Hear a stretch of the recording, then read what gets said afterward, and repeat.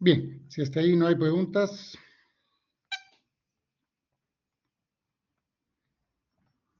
seguimos. Vamos a ver un video. Repito, como ya les he comentado anteriormente, el material de este curso es común para todos los bloques, ¿ya? Para todas las secciones. No puedo decir si este video es bueno, es óptimo, debe ser bueno, a consideración de los que han puesto. Si hay algo que yo tenga que aclarar, adicionar, sí, se lo voy a saber, como lo he hecho anteriormente. ¿Ok? Entonces, vamos a arrancar.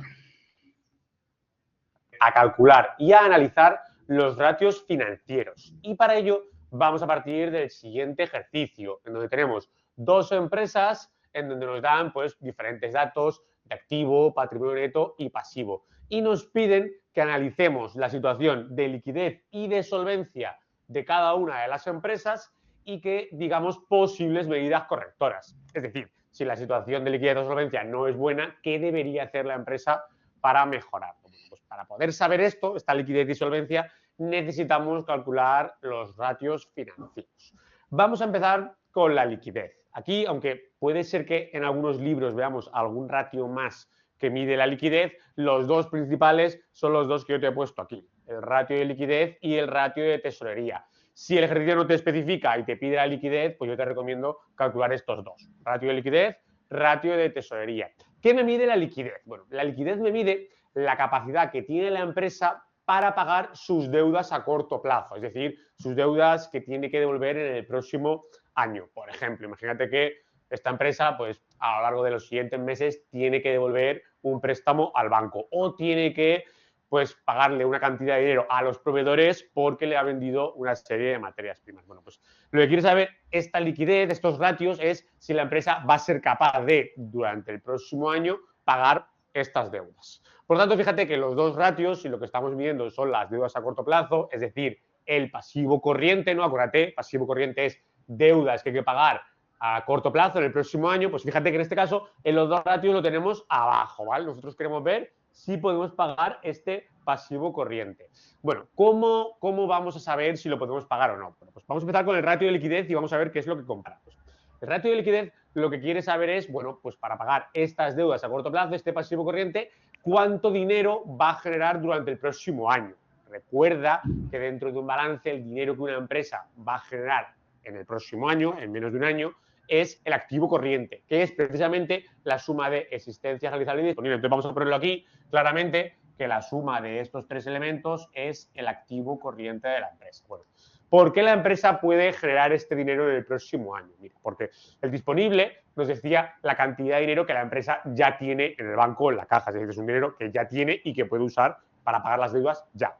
Pero luego además tiene el realizable, que el realizable es una cantidad de dinero que nos deben los clientes, es decir, hemos vendido algo a nuestros clientes y los clientes nos han dejado a deber. Bueno, pues aquí tiene la empresa 60 que le van a pagar pues en las próximas semanas o en los próximos 2 meses. Pero además de eso, la empresa puede generar dinero a través de sus existencias. Es decir, tiene unos productos en el almacén que se espera que en los próximos meses venda y que luego los cobre. Entonces, bueno, pues fíjate que la suma de los tres es el dinero que esta empresa va a generar en un año. Disponible, dinero que ya tengo. Realizable, dinero que me van a pagar mis clientes en las próximas semanas o meses. Existencias, productos que voy a vender y a cobrar. Bueno, pues ya puedo hacer la operación. Oye, ¿cuál va a ser este activo corriente? Pues fíjate, si sumo 20, 60, 80, con 40, 120.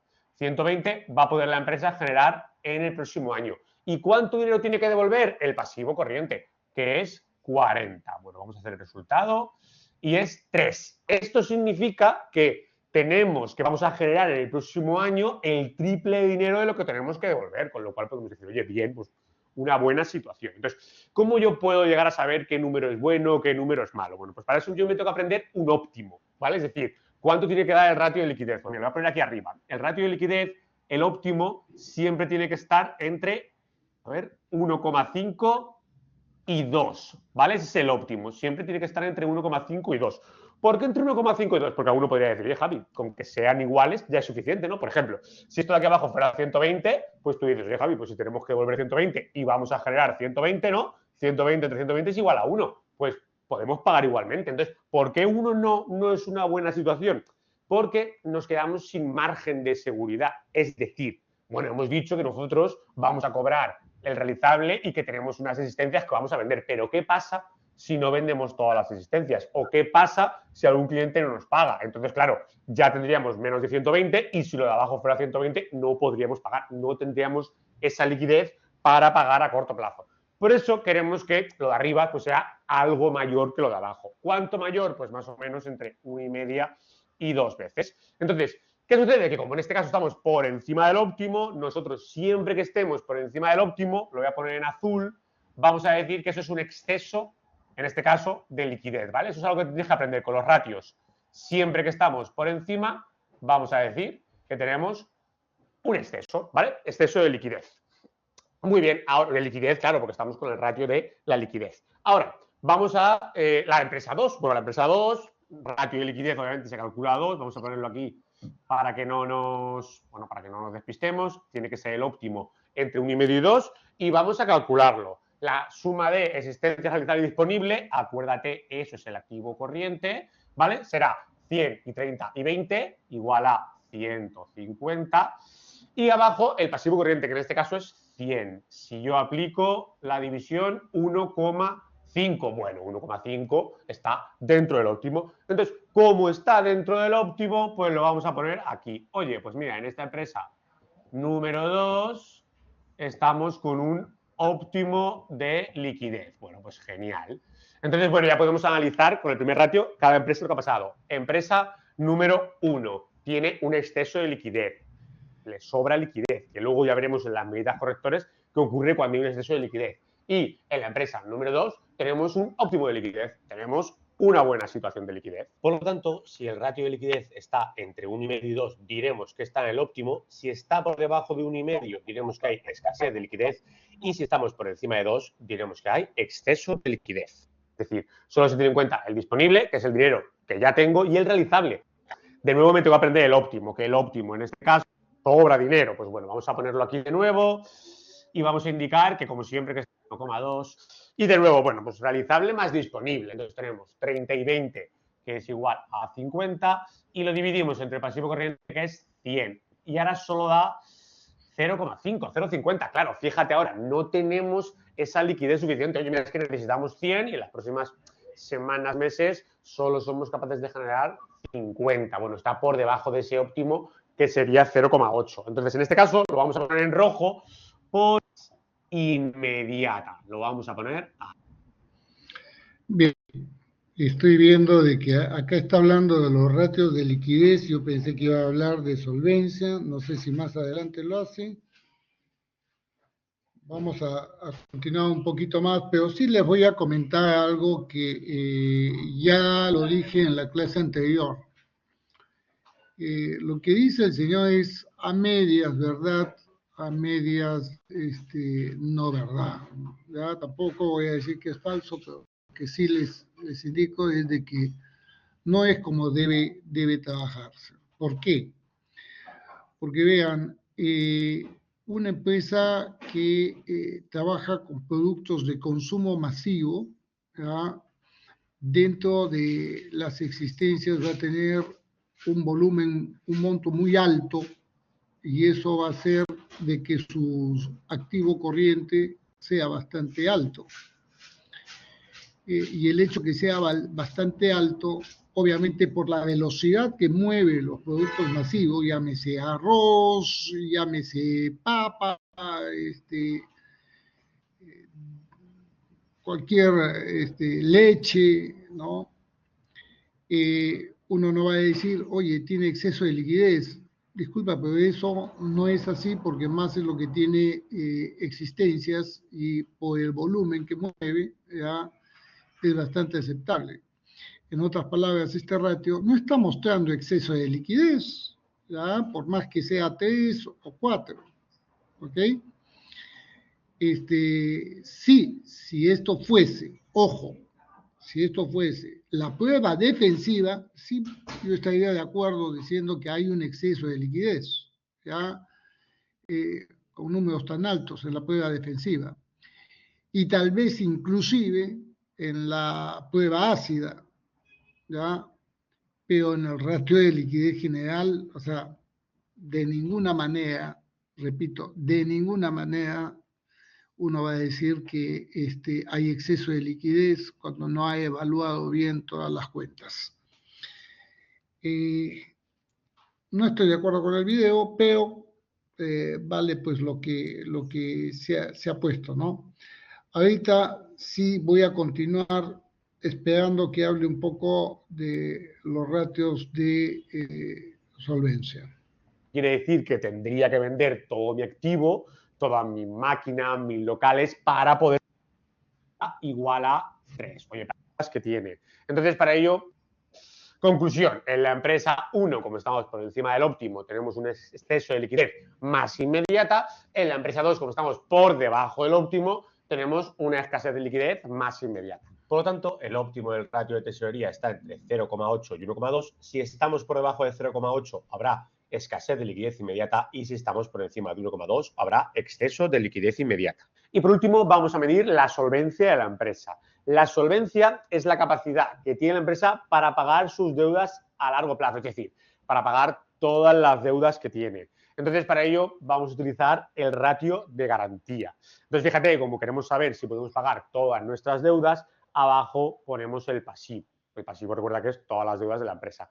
¿Y con qué lo vamos a comparar? Pues con todo el dinero que vamos a poder generar pues, a largo plazo. En este caso es el activo. Entonces, bueno, pues por eso el ratio de garantía es esa fórmula. Vamos a hacer la operación. Cogemos todo el activo, que suma 300, y lo dividimos entre el pasivo, recuerda, no corriente más corriente, que es igual a 100, y eso me da igual a 3. Oye, parece una buena situación. Oye, mira, es que voy a poder generar el triple de todas mis deudas, de todo lo que tengo que devolver. Bueno, ¿cuál es el óptimo? Pues el óptimo de este ratio de garantía está entre 1,5 y 2, que si te sirve de recuerdo, pues es exactamente igual que el ratio de liquidez. De nuevo, ¿por qué decimos que tiene que ser siempre ahí mayor que 1? Porque si no volveríamos a tener el mismo problema. Si yo, por ejemplo, justo el activo fuera igual al pasivo, eso quiere decir que tendría que vender todo mi activo, todas mis máquinas, mis locales, para poder pagar las deudas. Entonces, claro, mi empresa desaparecería porque tendría que vender todo. Por eso, obviamente, yo necesito que sea mayor. Bueno, pues la forma de interpretar, por ejemplo, este ratio, el ratio de garantía, es por cada 100 soles que debo, tenemos 300 soles en inversiones, ¿no? O sea, tenemos cubierto, podríamos decir, a nuestros acreedores, los tenemos tranquilos, ¿no? Repito, la forma de interpretar el ratio de garantía es por cada 100 soles que debemos de todas nuestras deudas, tenemos 300 soles en inversiones, ¿no? Dicho sea de paso, no necesariamente los valores contables son los valores de mercado o los valores realizables, ¿ya? Considera que el óptimo está entre 1,5 y 2. Como aquí me da 3, vuelvo a tener un exceso, que en este caso, ese ratio de garantía, recordemos que me está midiendo la solvencia de la empresa. Bueno, pues aquí tenemos este exceso de solvencia. Vamos a ver qué pasa con la empresa número 2. Vamos a poner aquí que el óptimo tiene que estar entre 1,5 y 2, que no se nos olvide. Y vamos a calcular la fórmula. El activo, si sumo todo, me da 500, y el pasivo, si sumo no corriente y corriente, me da 2,50, igual a 2. Bueno, pues como hemos dicho que tiene que estar entre 1,5 y 2, la empresa en este caso está en el óptimo, ¿vale? El óptimo, obviamente, de solvencia, que es lo que me mide este ratio. Por lo tanto, bueno, pues ya lo tenemos. La empresa 1 tiene un exceso de solvencia, está por encima del óptimo del ratio de garantía, mientras que la empresa 2 está en el óptimo de solvencia, porque está justo pues, dentro de este óptimo del ratio de garantía. Por tanto, el óptimo del ratio de garantía se encuentra entre 1,5 y 2. Los que conllevan un riesgo son los que suponen una escasez. Las medidas correctoras que tenemos ahí. En cualquier caso, es solo un problema a corto plazo de no poder pagar en un momento puntual, pero eso no significa que no podamos pagar en un futuro. Pero la escasez de solvencia supone un riesgo de quiebra, ya que hay dificultades para pagar las deudas afectado con los ratios del ejercicio. Por lo tanto, ¿qué medidas correctoras le vamos a aconsejar a cada empresa? Bueno, pues en la empresa 1 vemos que tenemos un doble problema. Por un lado tenemos un exceso de liquidez, tanto la liquidez normal como la más inmediata, y un exceso de solvencia. Bueno, pues nos vamos al cuadro y hacemos las recomendaciones. Para el exceso de liquidez, pues le recomendamos a la empresa coger este exceso de dinero que tiene y pues a lo mejor invertirlo con el objetivo de tener una rentabilidad. Y para el exceso de solvencia, bueno, pues a la empresa se le recomienda que ya que tiene muy pocas deudas, ¿no? Que al final el exceso de solvencia implica eso, pues que a lo mejor puede pedir algún préstamo con el objetivo de hacer su empresa más grande y así de nuevo pues ganar más dinero, ¿vale? Entonces, bueno, ahí tenemos las recomendaciones para esta doble situación de exceso de liquidez, exceso de solvencia. ¿Qué hacemos con adoptar las medidas de esa escasez de liquidez que tiene la empresa? Que tenemos muy poco, ¿no? Ese es uno de los problemas que tenemos. Otra cosa que podemos hacer es renegociar las. Bien, sí les voy a pedir que lo vean, terminen de ver el video. Bueno, como les digo, no estoy muy de acuerdo con muchos de los conceptos que da este señor, pero en fin, es importante, te va a ayudar para algunos tips, eso sí, ¿ya? Como todo. Siempre es bueno aprender, escuchar y dar nuestra propia opinión, ¿ya? Ese es algo fundamental, dar nuestra propia opinión, ¿ok? Bien, nos habíamos quedado. Vamos a hacer la parte práctica. Vamos a pasar a Excel.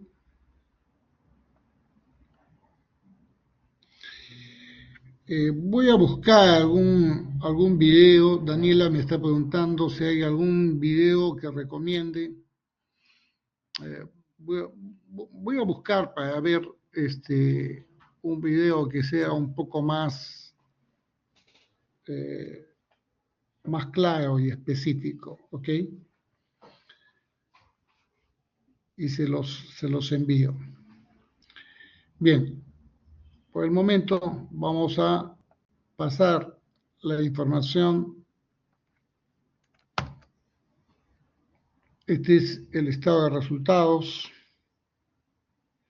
Voy a abrir un Excel.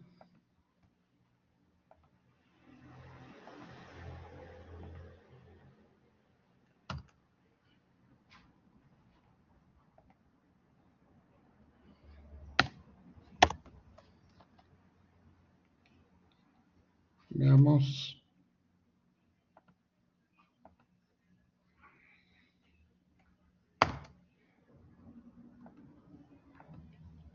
Un ratito.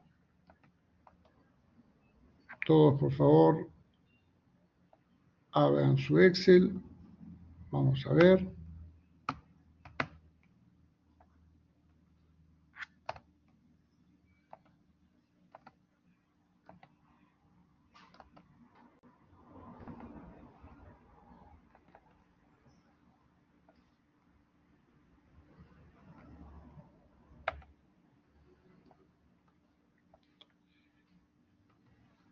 Y también vamos a abrir el balance general. Ahí está.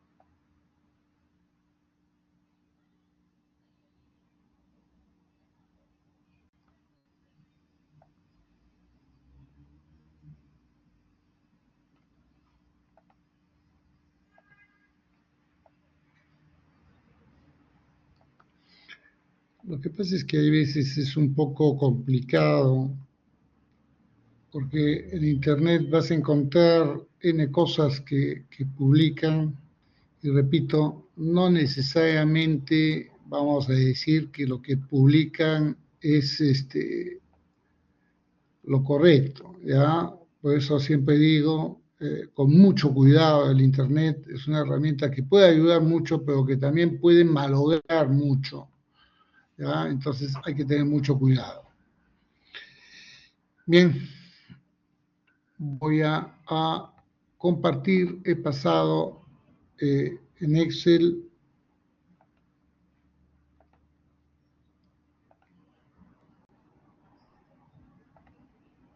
ahí está, tanto el estado de resultados como el balance. Y nuevamente repito lo que les dije al comienzo. Vean que estamos presentando 2 años, ¿no? Y los 2 años que estamos presentando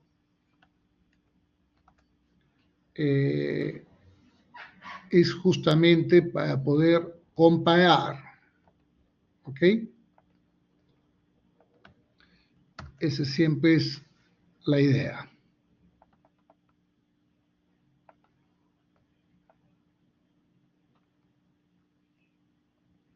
A ver, alguien ha preguntado algo un rato.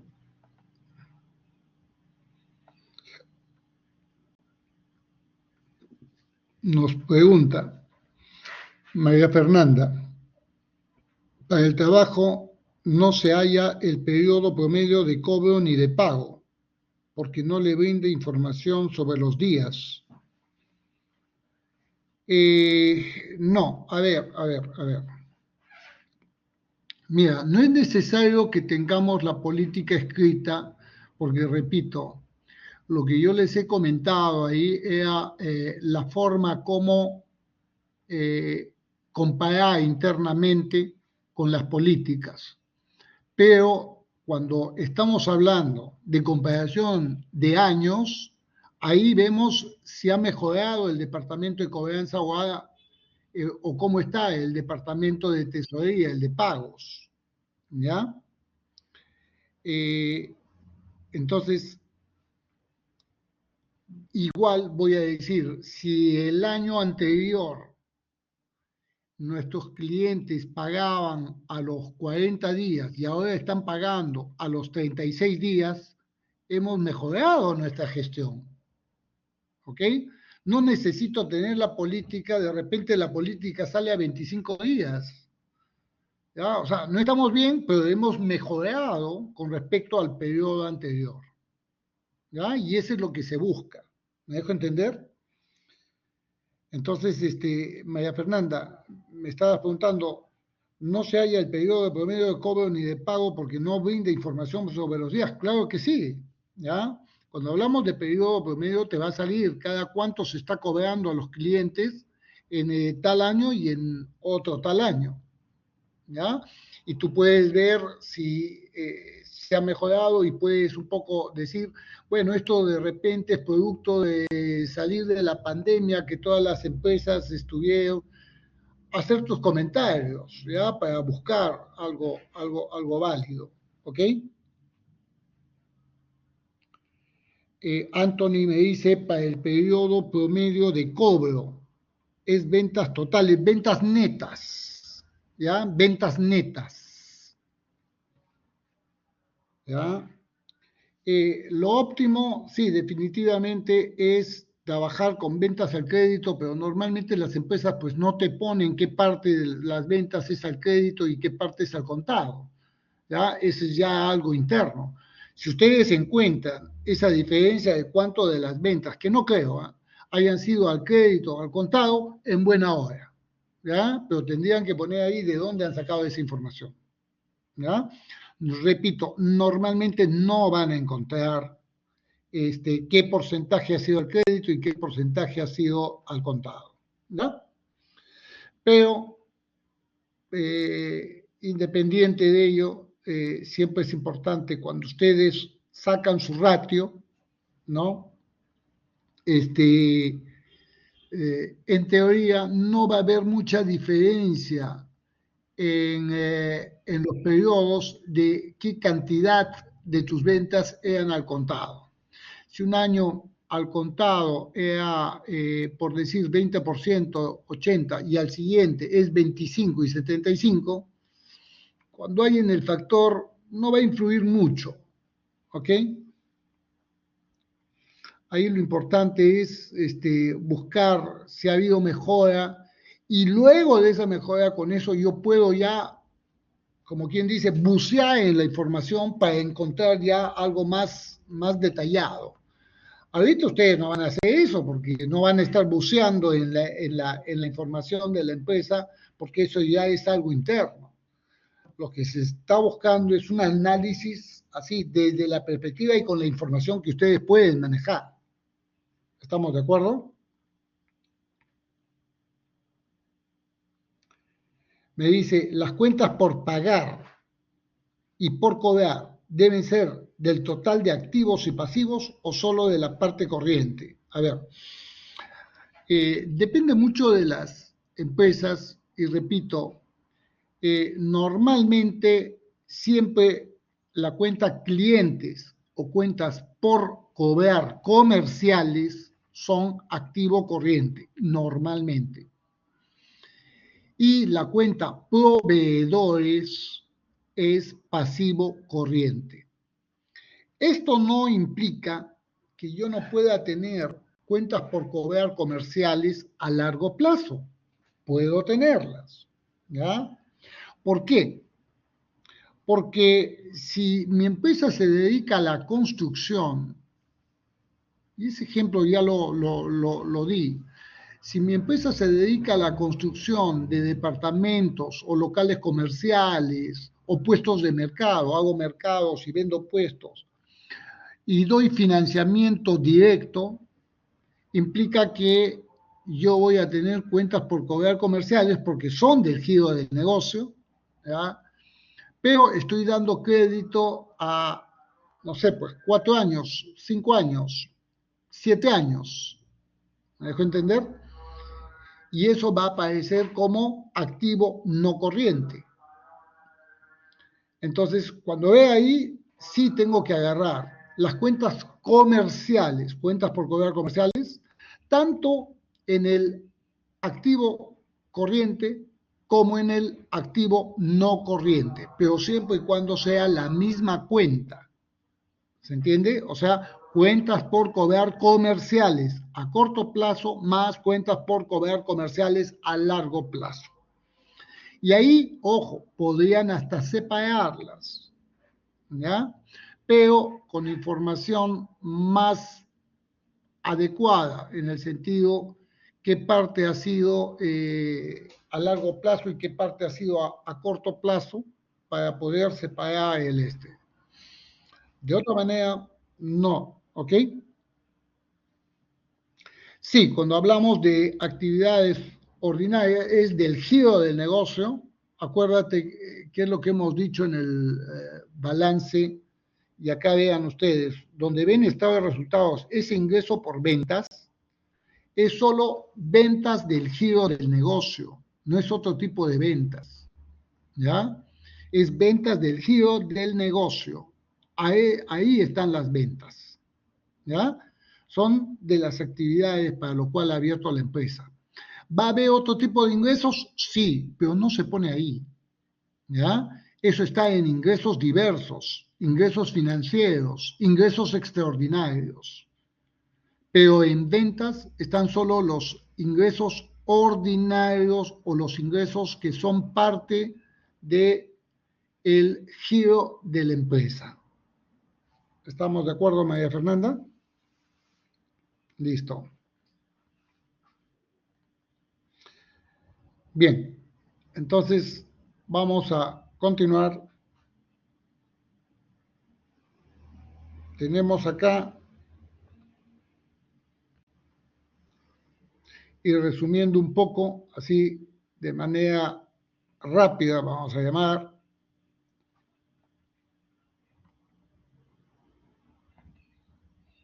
vamos a comenzar.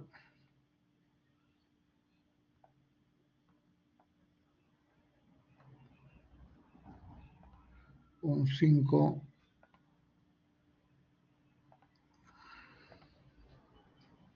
Ya, ahí podemos ver todo.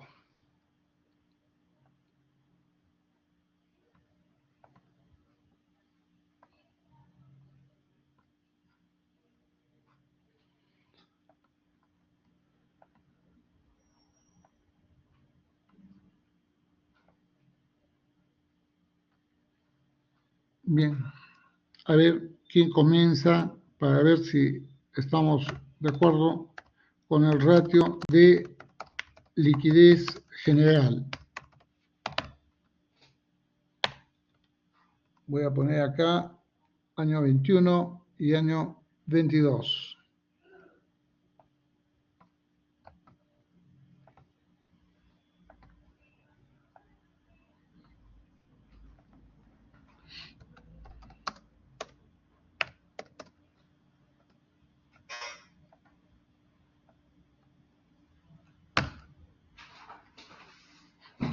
Un 5.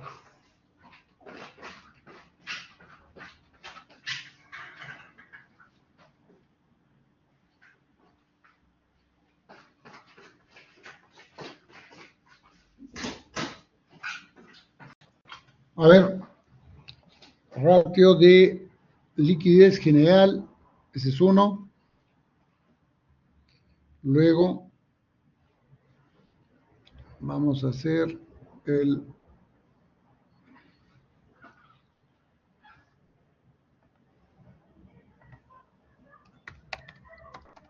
ratio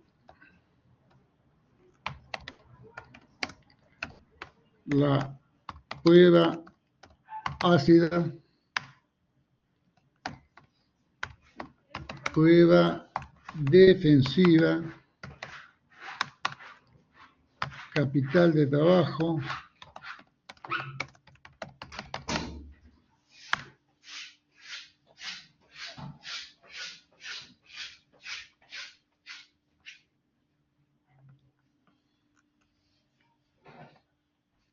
bien.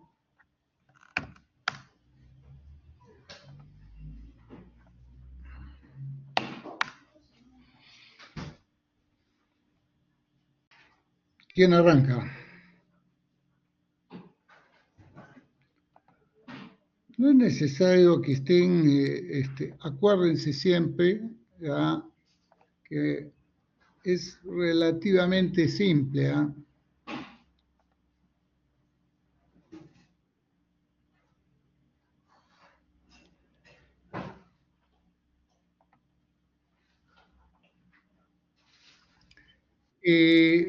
Por favor, hay una pregunta que me está haciendo María Fernanda que me parece muy, muy importante. La idea es no repetir las empresas, ¿no? Entonces, sí les voy a pedir que a la coordinadora que creen una carpeta compartida y pongan el grupo y la empresa que van a trabajar. Y cuando la empresa ya está escogida, no pueden escoger la misma empresa. ¿Ok? Eso sí es importante. Si un grupo ya escogió la empresa A, otro grupo ya no puede escoger la misma empresa. ¿Ok? Gracias. Bien, entonces arrancamos con Isis Chantal. Isis Chantal, a ver, liquidez general. Brian Barba, tú haz prueba defensiva. Y Saei Quito, capital de trabajo.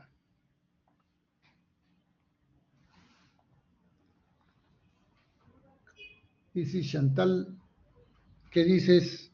Liquidez general, vamos.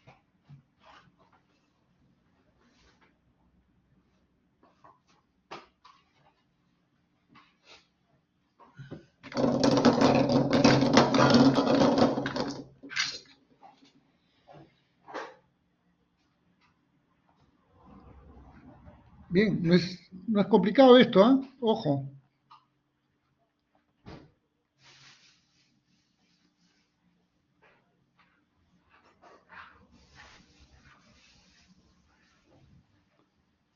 Señorita Bea, ¿está presente o no está presente?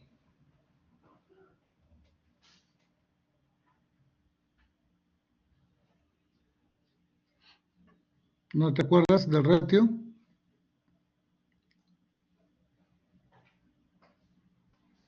Ya se retiró la señorita Isis Chantal. Debo suponer que no ha estado presente en clase. Bien. Siguiente.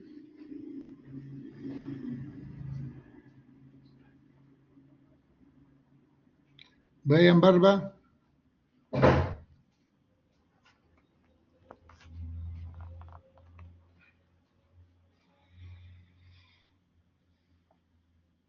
Vamos, el resto no puede ayudar. No está difícil esto.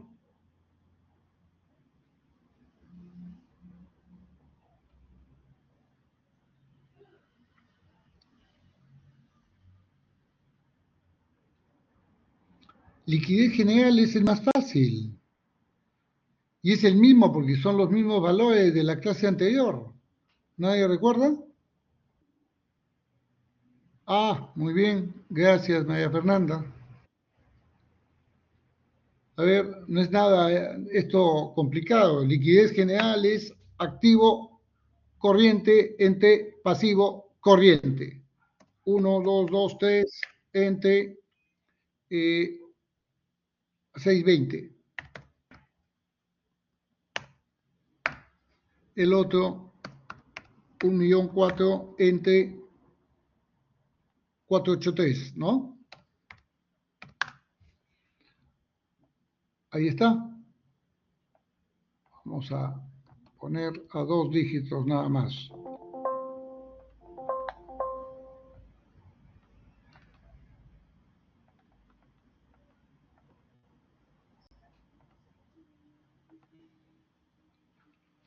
¿Listo?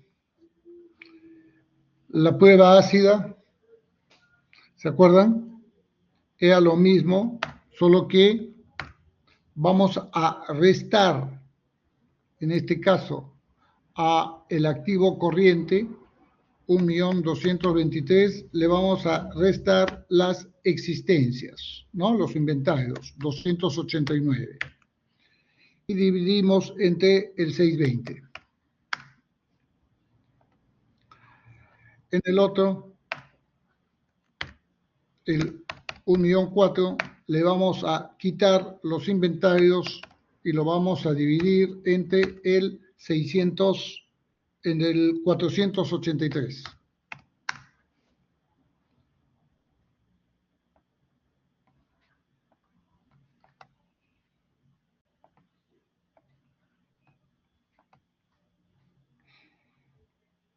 ¿Ya? Recuerden, no tiene nada de difícil esto, al contrario, es bastante simple. ¿Ya? Muy bien, el capital de trabajo. Vamos, si todos estamos así, la prueba defensiva es para mí ya una de las más importantes porque es la única que ya te está dando mayor certeza, ¿no? Que es efectivo más valores negociables dividido entre el pasivo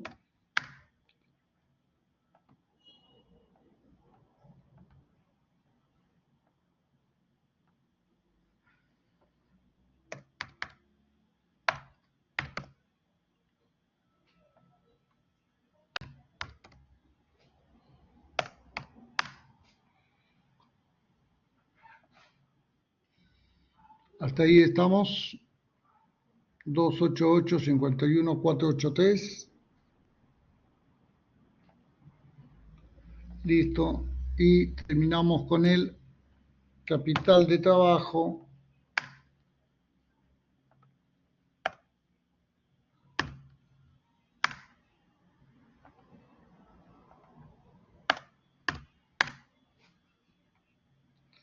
Bien, hasta ahí estamos de acuerdo.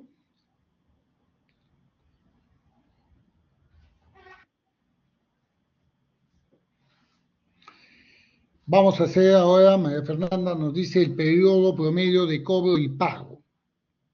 ¿Ya? Vamos, ¿cómo era el periodo promedio? Ponemos acá, periodo de cobranza y periodo de pagos. El primero, el periodo de cobranza era cuentas por cobrar, ahí está, 503, multiplicamos por 365 días y lo dividimos entre las ventas. Vean, yo podría dividirlo entre las ventas incluyendo IGB, ¿ya? Que es lo óptimo, ¿eh? Si no lo hago con el IGB, no va a haber mucha diferencia tampoco, pero ojo. Pero lo óptimo siempre es entre las ventas con IGB, 3.074 por 1.18. Ese es algo, por ejemplo, que no se dice, ¿ya? ¿Y por qué no se dice? Porque normalmente, pues, todos los países tienen un impuesto al valor agregado diferente, y por eso que se obvia poner en los libros, para no estar confundiendo. Pero lo óptimo siempre, repito, es la adaptación a nuestro medio. El IGB para nosotros es 18%. Las cuentas por cobrar, acuérdense que tienen incluido el IGB, entonces al dividir entre las ventas, va a haber dividido entre las ventas incluidas IGB, ¿ya? Ahora, si es que no lo ponemos, no va a haber mucha diferencia. Por eso digo que muchas veces se obvia, ¿ya? Ahí nos da 50.61, ese es el periodo de cobranza, y en el otro caso estamos hablando de cuentas por cobrar, 365 entre las ventas, que sería 2567, ¿no?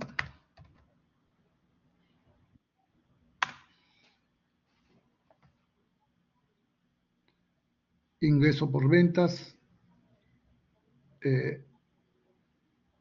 325.67 por 1.18. Ya. El periodo promedio de pagos, cuentas por pagar comerciales, eso es proveedores, 382 por 365, dividido, lo óptimo, repito, es entre las compras, no costo de ventas, ¿ya? Pero como los inventarios, normalmente no hay mucha diferencia entre el inventario inicial y final, es por eso que siempre se pone con el costo de ventas, ¿ya? Si arriba estoy poniendo el IGB, acá también le voy a poner el IGB. 2088 por 1.18. Ahora, cuando es empresa industrial, normalmente no debería ponerse ese IGB, ¿ya?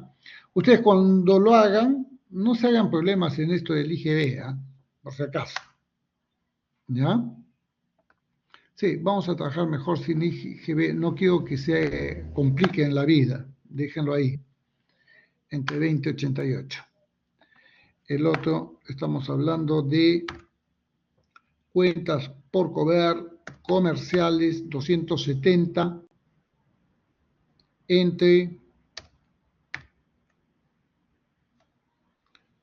por 360 por 365 y entre el costo de ventas 1711.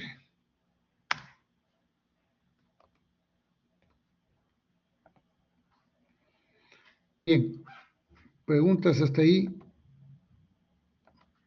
Sí, para todo efecto no quiero, repito, que se compliquen olvídense del IGB, vamos a trabajar sin IGB, ¿ya? No quiero que después se mareen, olvídense del IGB. Listo. Ya.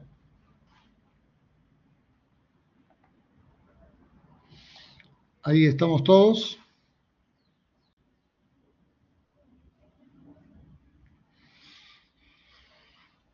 Bien. María Fernanda está preguntando qué pasa si teníamos en la parte corriente y no corriente cuentas por cobrar o por pagar. Obviamente deben sumarlas, ¿ya? Ahora, lo óptimo en esos casos, y ya cuando uno está dentro de la empresa, es separar las ventas a largo plazo de las ventas a corto plazo, ¿ya? O digamos de los clientes a corto y a largo plazo. ¿Por qué? ¿Por qué les digo esto? Porque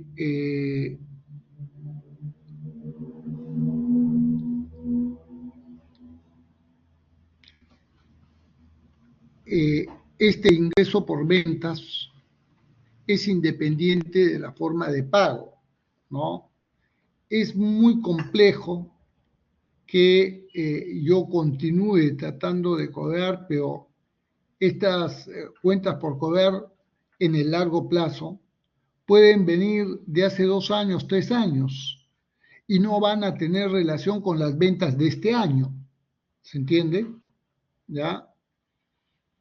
Eso por favor entiéndanlo. ¿Ah? Cuando yo estoy poniendo ingreso por ventas del año 2021, estoy poniendo ventas realizadas en el año 2021. Cuando pongo cuentas por cobrar, las cuentas por cobrar pueden venir de años anteriores, ¿ya? Es decir, si son a largo plazo, de repente son las cuentas por cobrar de hace 2 años, de hace 3 años, ¿ya?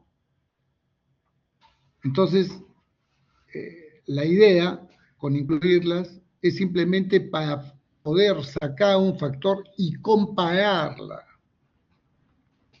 ¿ya?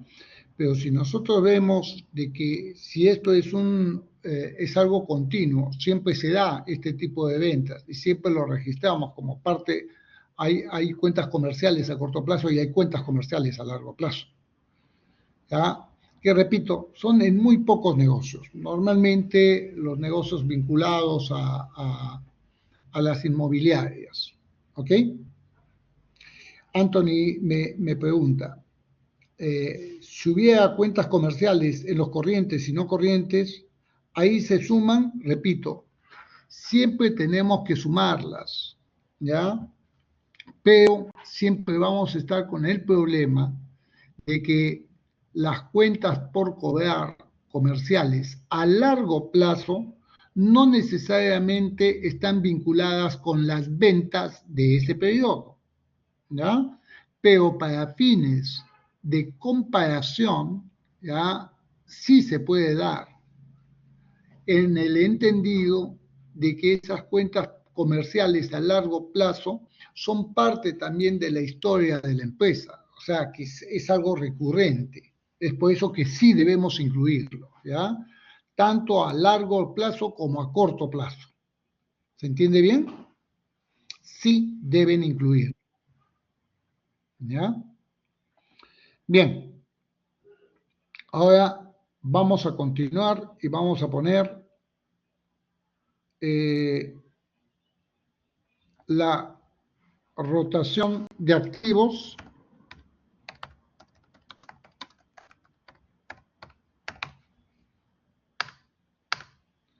Luego vamos a poner el ROA,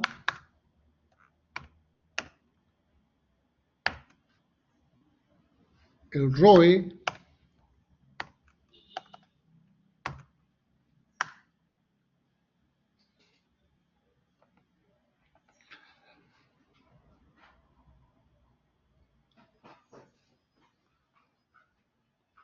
rotación de activos.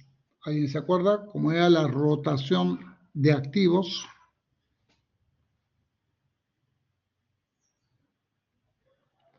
La utilidad dividido entre el total de activos.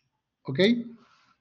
Ponemos entonces 3.074 entre 35.97, ¿no? Y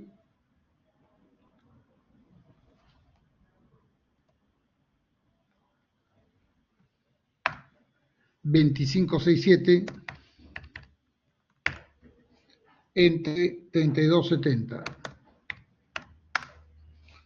¿Cuál era la interpretación de eso? Por cada 100 soles que hemos invertido en la empresa, estamos logrando ventas por 85 soles en el 2021 y 79 en el 2022, ¿no? Ahora veamos el ROA. El ROA era rentabilidad sobre los activos. ¿Estamos de acuerdo? ROA. A ver, alguien por favor, el ROA y el ROI. La rentabilidad sobre los activos.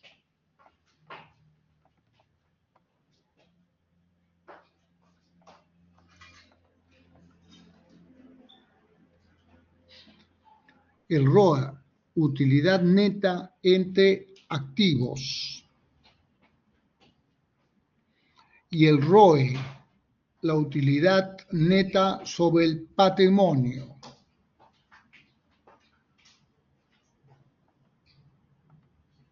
¿Cuánto sale?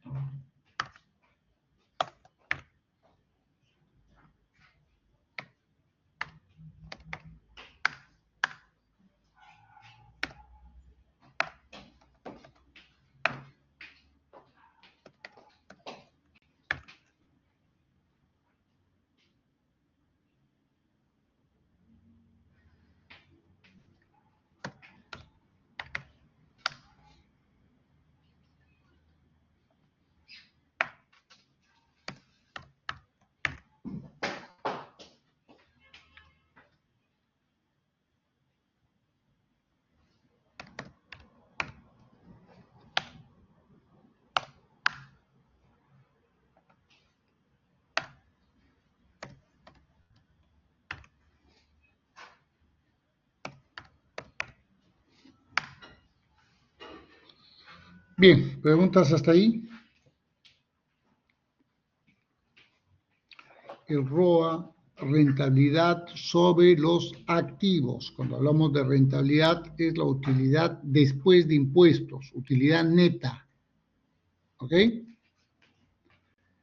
Estamos diciendo por cada 100 soles que se ha invertido en la empresa, ese es el total de activos, por cada 100 soles que se ha invertido en la empresa, estamos ganando 6 soles. ¿Ya? 231 entre 35.97. Mientras que en el 2022, por cada 100 soles que se ha invertido en la empresa, estamos ganando 5 soles. El ROE es la rentabilidad neta sobre el patrimonio. Entonces, ahí los dueños, los accionistas, los participacionistas, acuérdense, acciones es solo cuando es sociedad anónima, ¿ya? Si no es sociedad anónima, se conoce como participacionistas. Entonces, los participacionistas o dueños de la empresa, por cada 100 soles que ellos han puesto, están ganando 12 soles en el 2021 y 8 soles en el 2022. Es decir, su rentabilidad ha sido afectada, ¿no? Ha disminuido considerablemente. Eso es lo que nos está mostrando. Como la vez pasada les dije, recuerdo bien, la gestión ha estado pésima de esta empresa. ¿ya? En términos generales. Pasamos al otro, el ratio de endeudamiento.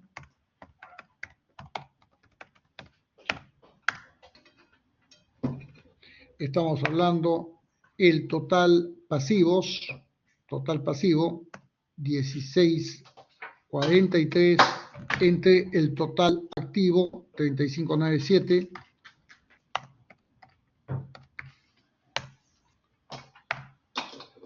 Repito, total pasivo, 14,50 entre total activo, 32,70. Y estamos diciendo que por cada 100 soles que se ha invertido en la empresa,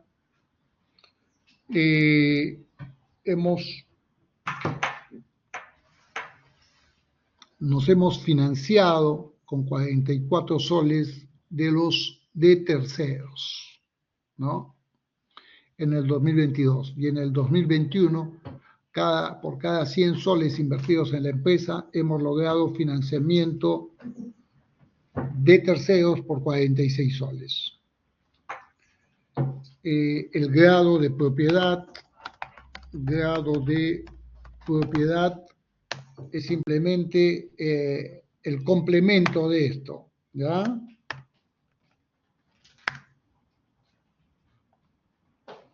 Y luego tenemos el grado de apalancamiento.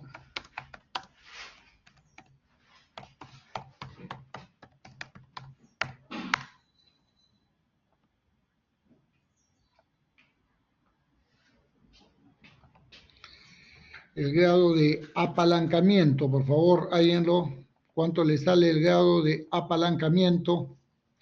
Es para ver cuánto de nuestras deudas puede estar cubierta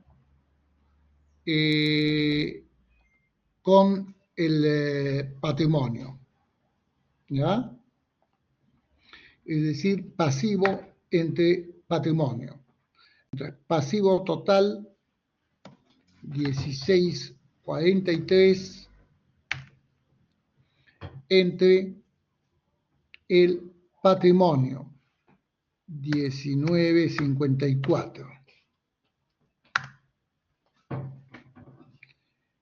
En el 2022 estamos hablando de 14,50 entre 18,20, ¿no?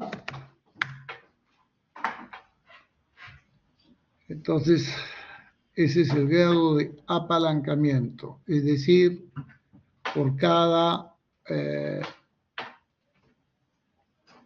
100 soles que nosotros hemos puesto, estamos cubriendo con 80 soles a nuestros acreedores, ¿verdad? Estamos cubriéndolos. Otra forma de interpretarlo por el nombre, grado de apalancamiento, podríamos decir que 100 soles nuestros están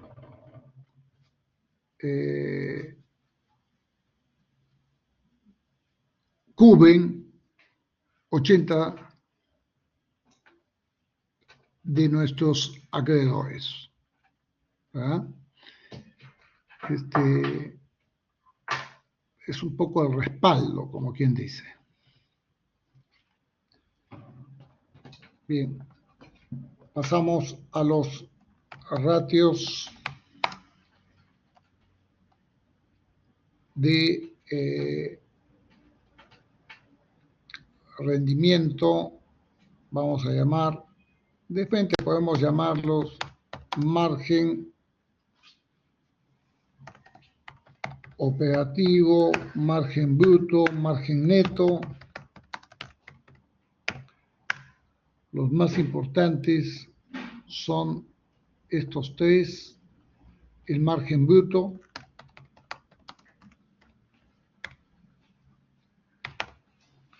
el margen operativo y el margen neto. El margen bruto viene a ser la utilidad bruta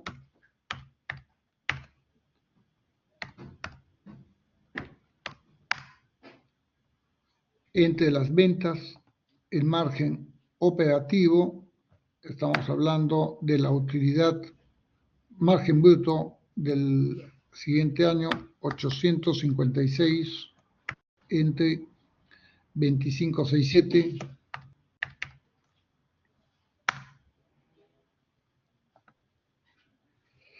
El margen operativo, utilidad operativa, 418 entre las ventas, 3074.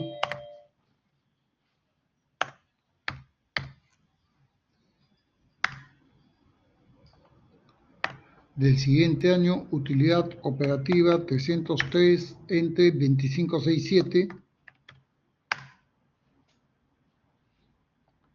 Y terminamos con el margen neto, 231 entre 3074. Y el otro es 148 entre 2567, ¿no?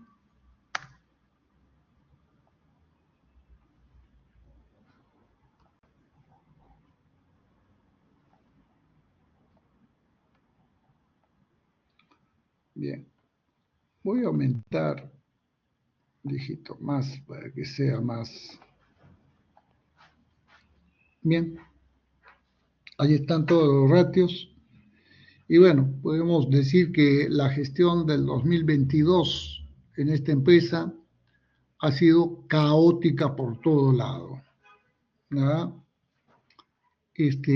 Hay dos mejoras, mejora en la parte de liquidez en términos generales, así no aparezca, porque ustedes pueden ver que el activo corriente ahora es menor, pero como han bajado las deudas, eso ha mejorado los ratios de liquidez, ¿ya? Pero perdiendo capital de trabajo. Porque vean acá en el primero, liquidez general, divido esto entre 620, está bien, el otro 1,4 entre 483, está bien. La prueba ácida, le estoy quitando los inventarios, está bien. Se ha mejorado. La prueba defensiva, estamos hablando de el efectivo básicamente, ¿no? O sea, ha mejorado, pero eso ha hecho que un poco de capital de trabajo, que no es mucho tampoco, pero hemos mejorado la parte de liquidez, pero lo que es gestión ha sido desastrosa, ¿verdad? El periodo de cobranza es interesante, ha disminuido, el periodo de pagos ha disminuido, la rotación de activos, acá en la parte de rentabilidad, ¿ya? Es lo que cae, ¿ya? La rentabilidad del uso de los activos no está bueno, la rentabilidad sobre los activos no está bueno, la rentabilidad sobre el patrimonio no está bueno, los márgenes, ¿ya? Operativo y el margen neto ha sido pésimo, entonces eso ya nos dice que la empresa puede tener potencial, pero no está siendo bien manejada. ¿Ok? Bien, Anthony me pregunta, en los puntos 3 y 4 piden el estado de resultados y balance general y en el punto 4 los análisis vertical y horizontal. ¿Cómo irán los estados financieros en el documento luego de haber sacado la info de los estados en Excel si el máximo de hojas es 10 páginas? Lo que pasa es de que, vean, ustedes en una página deben entregar, ver cómo entra bien los estados financieros, ¿verdad? Junto con el análisis vertical y horizontal, y con eso ya es lo que soporta, digamos, todo el documento o todo el trabajo de adelante. En el resto, no es necesario que copien todo, simplemente indicando cuánto es el activo o cuánto es la cuenta, qué cuenta, haciendo referencia obviamente al principal, ¿no? Solo el análisis vertical y horizontal de los estados financieros son los que van a tener todas las cuentas. El resto no es necesario. Entonces, 10 hojas, repito, es más que suficiente. ¿Ok? Bien, vamos a llegar hasta ahí. Ahí ya se pasó un poquito el plazo. Ya no voy a poder tomar lista, pero bueno. Llegamos hasta ahí. No sé si hay alguna pregunta. Ya me han cerrado. Sí, ahí te escucho.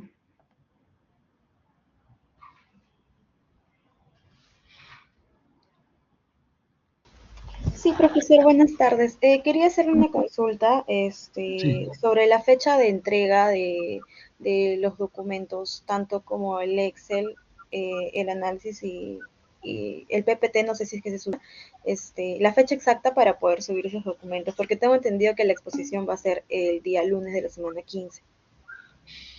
Sí, lo que ¿Serían pasa, a ver, o hasta cuándo? sí, a ver, el trabajo final dice acá que es eh, ya, se presenta y se expone en la clase de la semana 15. Sí, Quiero ver en qué semana, y se supone que deben presentar pues un día antes, o sea, el domingo deberían presentar el trabajo y el 15 estamos evaluando, ¿ya? ok. Pero, repito, quiero que me den la fecha exacta del parcial, ¿ya? Porque si el parcial es posteriormente, entonces podemos jalarlo un poco y que la entrega sea hasta el domingo de la semana 15. Si ¿Y el cuándo se parcial, expondría, ¿qué profesor? en el parcial? Ahorita estamos en la semana 14, ¿cierto? O sea, tendrían que presentar este domingo 19 la práctica. Claro, los archivos para exponer Sí, el lunes. para exponer el 20. ¿Ya? Ujú. Voy a ver si el 27 es el examen. Profesor, a mí me figura el martes 28 en mi rol de exámenes. Me sale martes Ya, 28 de 6 a 9 de la noche. ya, porque a mí me quedaron en confirmarme todavía el este. Entonces sí, no hay tiempo, sería este domingo tienen que presentar. Hasta las 11:59, ¿verdad, profesor? Sí, sí, totalmente. Ahí Y voy a una consulta más, profesor, respecto a al orden de exposición. ¿Cómo va a ser el es orden? por sorteo. ¿Aleatorio? Sí, aleatorio y por sorteo. Ah, ok, profesor. Y exponen todos, ¿verdad? Ya. Ojo, lo que pasa es que acá no necesariamente van a exponer todos, porque lo que voy a hacer es puntualmente estar haciendo preguntas a cualquier integrante del grupo, ¿ya? O sea, todos deben estar preparados. Si hay 4 personas en el grupo, yo de repente solo pregunto a 2 y de ahí pasamos con el siguiente grupo. Ok, ¿Estamos de acuerdo? profesor. Ya. Listo, entonces. Así quedamos. Sí, profesor, muchas gracias. Ya, a ti. Nos vemos. Hasta luego todos.